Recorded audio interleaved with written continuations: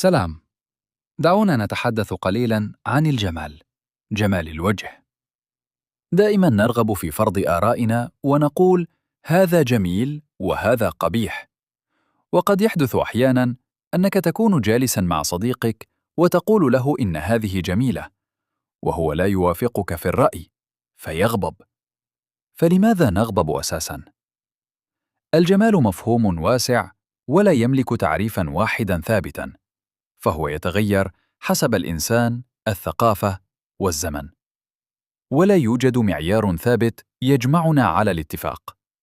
هناك قبائل في أفريقيا لديها معايير مختلفة جدا، فمثلا يقومون بعمل دائرة في الشفاه السفلى كمعيار للجمال، وقبيلة أخرى تجرح اللثة باستخدام أداة معينة ثم تصبغها بالكحل، ويعتبرون الفتاة بذلك جميلة جدا ومؤهلة للزواج.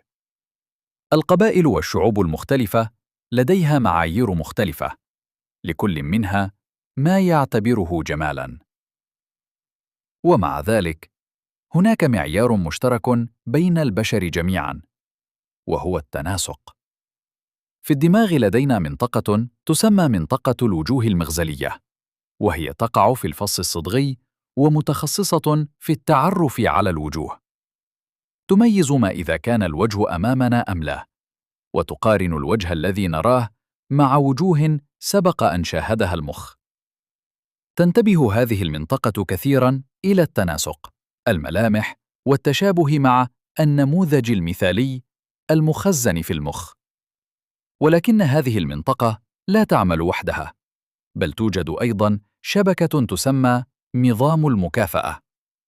فعندما يكون الوجه متناسقاً ومريحاً بصرياً، تنشط مناطق مثل النواة المتكئة، ويفرز الدماغ مادة الدوبامين، وهنا نشعر بالإحساس بالمتعة أو الانجذاب، لأن الدماغ بطبيعته يحب التناسق ويكره التعقيد والفوضى. الوجوه المتناسقة سهلة المعالجة بالنسبة له، وهذه السهولة تترجم إلى إحساس بالجمال. إذن، هذا المعيار هو التناسق في الملامح.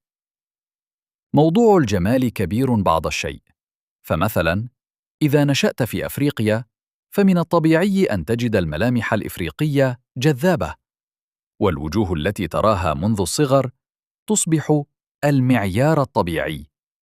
والملامح المنتشرة في المجتمع يرتبطها المخ بالجمال، فذوق الإنسان يتشكل قبل أن يكون لديه وعي أو اختيار. شخص نشأ في أفريقيا غالباً ينجذب إلى الملامح الإفريقية. شخص نشأ في آسيا يفضل الملامح الآسيوية. شخص نشأ في أوروبا ينجذب إلى الملامح الأوروبية. والسؤال الذي قد يخطر على ذهنك الآن هو: لماذا نحن ننجذب غالباً إلى الملامح الأوروبية وليس الملامح المغربية؟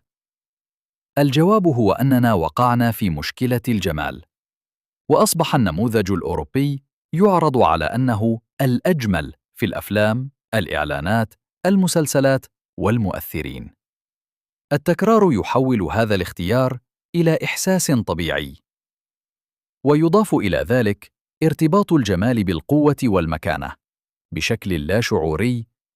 الأبيض يساوي قوة، شرطة مائلة تقدم شرطة مائلة. رفاهية، الأوروبي يساوي نجاح، شرطة مائلة، حياة أفضل. وهذا الربط اجتماعي وتاريخي وليس جينياً أو طبيعياً.